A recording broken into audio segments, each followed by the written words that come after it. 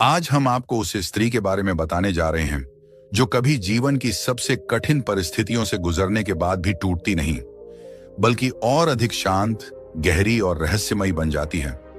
बाहर से देखने पर वह साधारण लगती है, लेकिन उसके भीतर कुछ ऐसा होता है जिसे शब्दों में समझाना आसान नहीं होता।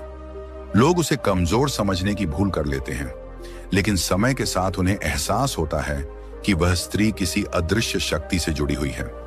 यही वह शक्ति है जो उसे गिरने नहीं देती, टूटने नहीं देती और हारने नहीं देती।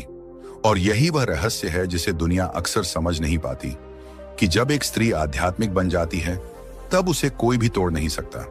नमस्कार, आप देख रहे हैं डिवाइन नॉलेज, जहां हम जीवन के उन गहरे रहस्यों को समझने की कोशिश करते हैं जिन्हें सामान्य नजरें अक्सर अनदेखा कर देती हैं।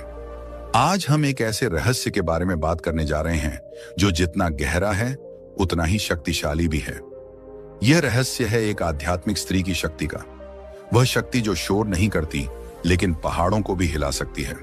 वह शक्ति जो दिखती नहीं लेकिन जीवन की हर चुनौती को बदलने की क्षमता रखती है। दुनिया अक्सर ताकत को गलत तरीके से समझती है। लोग मानते हैं कि ताकत वही है जो जोर से बोलती है, जो दूसरों को दबा सकती है, जो बाहर से कठोर दिखती है। लेकिन सच्चाई यह है कि असली ताकत हमेशा शांत होती है। वह भीतर से जन्म लेती है, और जब यह ताकत किसी स्त्री के भीतर जागती है तब उसका पूरा व्यक्तित्व बदल जाता है। वह पहले जैसी नहीं रहती। उसके शब्दों में गहराई आ जाती है, उसकी आंखों में शांति दिखाई देने लगती है, और उसके आसपास एक ऐसी आभा बनने लगती है जो दूसरों को भी प्रभावित करती है। एक आध्यात्मिक स्त्री की सबसे बड़ी पहचान यह होती है कि वह अपने भीतर के संसार को समझने लगती है। वह धीरे धीरे यह महसूस करने लगती है कि जीवन केवल बाहरी घटनाओं का नाम नहीं है। जीवन उससे कहीं अधिक गहरा है। हर अनुभव, हर दर्द, हर खुशी, इन सब के पीछे कोई ना कोई आध्यात्मिक अर्थ छिपा होता है। जब यह समझ उसके भीतर जागती है तब वह जीवन की परिस्थितियों से डरना बंद कर देती है। कई बार जीवन उसे ऐसे मोड़ पर लाकर खड़ा कर देता है जहां सब कुछ बिखरता हुआ दिखाई देता है। रिश्तों में टूटन, भरोसे का टूट जाना, अकेलापन, और कभी कभी वह दर्द जिसे किसी से कह पाना भी संभव नहीं होता। लेकिन यही वह समय होता है जब एक साधारण स्त्री और एक आध्यात्मिक स्त्री के बीच का अंतर स्पष्ट होने लगता है। साधारण व्यक्ति इन परिस्थितियों में टूट जाता है, लेकिन आध्यात्मिक स्त्री इन्हीं परिस्थितियों को अपनी जागृति का माध्यम बना लेती है। वह अपने दर्द को दबाने की कोशिश नहीं करती, वह उससे भागती भी नहीं, बल्कि वह शांत होकर उसे समझने की कोशिश करती है। वह अपने भीतर झांकती है, अपने मन के हर कोने को देखती है, और धीरे धीरे उसे समझ में आने लगता है कि जीवन में जो कुछ भी हो रहा है वह केवल उसे तोड़ने के लिए नहीं है, बल्कि उसे जगाने के लिए है। यही वह क्षण होता है जब उसके भीतर आध्यात्मिकता का बीज अंकुरित होता है। वह प्रार्थना की ओर मुड़ती है, ध्यान की ओर मुड़ती है। वह अपने भीतर उस मौन को खोजने लगती है जहां कोई शोर नहीं होता, जहां केवल आत्मा की आवाज सुनाई देती है। और जब कोई इंसान उस मौन को छू लेता है तब उसके भीतर एक ऐसी शक्ति जन्म लेती है जो पहले कभी महसूस नहीं हुई होती। धीरे धीरे वह महसूस करने लगती है कि वह अकेली नहीं है। उसके जीवन में चाहे कितनी भी कठिनाइयां क्यों ना हो, लेकिन उसके भीतर एक ऐसी उपस्थिति है जो हमेशा उसके साथ है। वही उपस्थिति जिसे हम ईश्वर कहते हैं। यह अनुभव उसकी चेतना को पूरी तरह बदल देता है। अब वह जीवन को डर की नजर से नहीं देखती। अब वह हर परिस्थिति को एक आध्यात्मिक अवसर के रूप में देखने लगती है। जब एक स्त्री इस अवस्था तक पहुंचती है तब उसकी ऊर्जा बदल जाती है। उसका चेहरा पहले से अधिक शांत हो जाता है। उसकी आंखों में एक गहरी समझ दिखाई देने लगती है। लोग उसके पास आकर सहज महसूस करते हैं, जैसे उसकी उपस्थिति में कोई अदृश्य सुकून छिपा हुआ हो। लेकिन इस शक्ति का सबसे बड़ा रहस्य यह है कि यह बाहर से नहीं आती। यह किसी किताब से नहीं मिलती, किसी व्यक्ति से नहीं मिलती। यह शक्ति उसके अपने भीतर से जन्म लेती है। यह तब जन्म लेती है जब वह अपने डर से ऊपर उठती है, जब वह अपने अहंकार को छोड़ती है, और जब वह अपने जीवन को ईश्वर के हाथों में सौंप देती है। अक्सर एक आध्यात्मिक स्त्री की जागृति का समय होता है। बाहर हर तरफ सन्नाटा होता है, लेकिन उसके भीतर एक गहरा संवाद चल रहा होता है। वह अपने दिल की हर बात उस अदृश्य शक्ति के सामने रखती है जिसे हम ईश्वर कहते हैं। कई बार उसकी आंखों से आंसू भी बहते हैं, लेकिन वह रोना कमजोरी का नहीं होता, वह आत्मा की सफाई का होता है। क्योंकि जब इंसान अपने दर्द को ईश्वर के सामने खोल देता है, तब वह दर्द धीरे धीरे शक्ति में बदलने लगता है। यही वह क्षण होता है जब एक स्त्री अपने भीतर उस ऊर्जा को महसूस करती है जो उसे जीवन की हर चुनौती से ऊपर उठा देती है। धीरे धीरे वह समझने लगती है कि दुनिया में जो भी घटनाएं होती हैं वे केवल संयोग नहीं होती। हर अनुभव, हर मुलाकात, हर संघर्ष, इन सब के पीछे कोई ना कोई आध्यात्मिक कारण छिपा होता है। पहले जो बातें उसे बहुत परेशान करती थीं, अब वही बातें उसे जीवन का पाठ पढ़ाने लगती हैं। वह अब हर परिस्थिति में एक गहरा अर्थ खोजने लगती है। यही समझ उसे दूसरों से अलग बना देती है, क्योंकि जहां सामान्य लोग समस्याओं में फंस जाते हैं, वहीं आध्यात्मिक स्त्री उन समस्याओं के भीतर छिपे हुए संदेश को समझने लगती है। समय के साथ उसका मन बाहरी शोर से दूर होने लगता है। उसे धीरे धीरे एहसास होता है कि दुनिया की बहुत सी बातें केवल भ्रम हैं। लोग जो कहते हैं, जो दिखाते हैं, जो साबित करने की कोशिश करते हैं, इनमें से बहुत कुछ अस्थायी होता है, लेकिन आत्मा का अनुभव स्थायी होता है। जब यह समझ उसके भीतर गहराई से बैठ जाती है, तब वह दुनिया की अपेक्षाओं से मुक्त होने लगती है। अब वह दूसरों को खुश करने के लिए नहीं जीती, बल्कि अपने भीतर की सच्चाई के अनुसार जीने लगती है। एक आध्यात्मिक स्त्री की यही सबसे बड़ी शक्ति होती है कि वह अपने असली स्वरूप को पहचान लेती है। उसे यह एहसास हो जाता है कि वह केवल एक शरीर नहीं है, वह केवल समाज की बनाई हुई पहचान नहीं है। वह एक चेतना है, एक आत्मा है जो इस संसार में अनुभव लेने के लिए आई है। जब यह अनुभूति उसके भीतर स्थिर हो जाती है, तब उसके जीवन का दृष्टिकोण पूरी तरह बदल जाता है। पहले जहां वह हर बात से आहत हो जाती थी, अब वह हर परिस्थिति को एक अलग दृष्टि से देखने लगती है। कोई उसका अपमान करे तो वह तुरंत प्रतिक्रिया नहीं देती। वह शांत होकर उस स्थिति को समझने की कोशिश करती है, क्योंकि अब उसे पता है कि हर इंसान अपने भीतर के संघर्षों से जूझ रहा है। यह समझ उसके भीतर करुणा को जन्म देती है, और करुणा वह शक्ति है जो इंसान को भीतर से बहुत मजबूत बना देती है। जब एक स्त्री इस स्तर की आध्यात्मिकता को छू लेती है, तब उसकी उपस्थिति ही बदल जाती है। उसके आसपास के लोग भी यह महसूस करने लगते हैं कि उसके भीतर कुछ अलग है। उसकी बातें दिल को छूने लगती हैं। उसका मौन भी एक संदेश देने लगता है। कई बार लोग उसके पास केवल इसलिए आना चाहते हैं क्योंकि उसकी उपस्थिति में उन्हें शांति महसूस होती है। लेकिन इस यात्रा का एक और पहलू भी होता है। जब कोई स्त्री आध्यात्मिक रूप से जागने लगती है, तब उसे कई बार अकेलेपन का सामना भी करना पड़ता है, क्योंकि हर व्यक्ति उसकी चेतना को समझ नहीं पाता। कई लोग उसे गलत समझते हैं, कुछ लोग उससे दूर हो जाते हैं। लेकिन आध्यात्मिक स्त्री इस अकेलेपन से डरती नहीं। वह इसे अपनी कमजोरी नहीं मानती, बल्कि वह समझ जाती है कि यह अकेलापन उसे अपने भीतर और गहराई तक जाने का अवसर दे रहा है। धीरे धीरे वह अपने भीतर उस मौन को पहचानने लगती है, जहां कोई डर नहीं होता, कोई असुरक्षा नहीं होती। उस मौन में केवल शांति होती है, और जब कोई इंसान उस शांति को छू लेता है, तब उसे दुनिया की किसी भी परिस्थिति से डर नहीं लगता। यही कारण है कि आध्यात्मिक स्त्री को तोड़ना लगभग असंभव हो जाता है। लोग कई बार उसकी परीक्षा लेने की कोशिश करते हैं। वे सोचते हैं कि शायद वह भी किसी दिन टूट जाएगी, शायद वह भी किसी परिस्थिति में हार मान लेगी। लेकिन हर बार वे आश्चर्यचकित रह जाते हैं, क्योंकि जितनी कठिन परिस्थितियां आती हैं, उतनी ही अधिक उसकी चेतना मजबूत होती जाती है। वह हर अनुभव से कुछ सीख लेती है, और वही सीख उसकी अगली यात्रा को और अधिक स्पष्ट बना देती है। समय के साथ वह समझ जाती है कि जीवन में सबसे बड़ी जीत दूसरों को हराने में नहीं है, असली जीत अपने मन पर विजय पाने में है।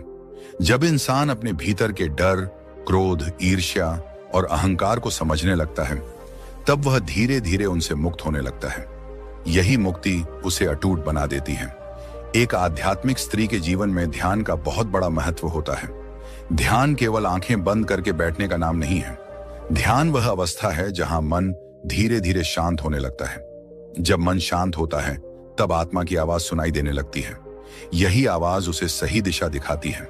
जब वह इस आवाज को सुनना सीख जाती है, तब उसके निर्णय भी बदलने लगते हैं। अब वह जल्दबाजी में निर्णय नहीं लेती। वह हर कदम सोच समझकर उठाती है, क्योंकि उसे पता होता है कि उसकी आत्मा उसे गलत दिशा में नहीं ले जाएगी। धीरे धीरे उसका जीवन एक उदाहरण बन जाता है। लोग उसे देखकर प्रेरित होने लगते हैं। वे समझने की कोशिश करते हैं कि आखिर उसके भीतर इतनी शांति और शक्ति कहां से आती है। लेकिन वे यह नहीं जानते कि यह शक्ति किसी बाहरी साधन से नहीं आई। यह शक्ति उसकी आत्मिक यात्रा का परिणाम है। यही वह रहस्य है जो आध्यात्मिक स्त्री को अजेय बनाता है, क्योंकि उसकी शक्ति बाहरी परिस्थितियों पर निर्भर नहीं करती, वह भीतर से जन्म लेती है। और जो शक्ति भीतर से जन्म लेती है उसे कोई भी बाहरी परिस्थिति खत्म नहीं कर सकती। समय के साथ वह यह भी समझ जाती है कि जीवन का उद्देश्य केवल अपने लिए जीना नहीं है। उसकी जागृति अब केवल उसके लिए नहीं रहती, वह दूसरों के जीवन में भी प्रकाश बनना चाहती है। वह अपने अनुभवों से लोगों को प्रेरित करने लगती है। उसकी बातें, उसकी ऊर्जा, उसकी उपस्थिति, सब कुछ लोगों के भीतर उम्मीद जगाने लगता है। और शायद यही एक आध्यात्मिक स्त्री की सबसे सुंदर विशेषता होती है। वह केवल खुद को नहीं बदलती, बल्कि अपने आसपास की दुनिया को भी बदलने लगती है। उसकी शांति दूसरों के दिलों में भी शांति जगाती है। उसकी आस्था दूसरों के विश्वास को भी मजबूत बनाती है। जब जीवन की आखिरी सच्चाई को समझने की यात्रा शुरू होती है, तब एक आध्यात्मिक स्त्री को यह एहसास हो जाता है कि इस संसार में कुछ भी स्थायी नहीं है। न दुख स्थायी है, न सुख स्थायी है। सब कुछ बदलता रहता है, लेकिन आत्मा की चेतना स्थायी है। धीरे धीरे वह स्त्री यह समझने लगती है कि जीवन की कठिनाइयां उसे तोड़ने के लिए नहीं आई, बल्कि उसे उसकी असली शक्ति दिखाने के लिए आई है। हर दर्द एक शिक्षक बन जाता है, हर निराशा एक नया सबक बन जाती है, और हर असफलता उसे अपने भीतर और गहराई तक जाने का अवसर देती है। यही कारण है कि समय के साथ उसका डर कम होने लगता है।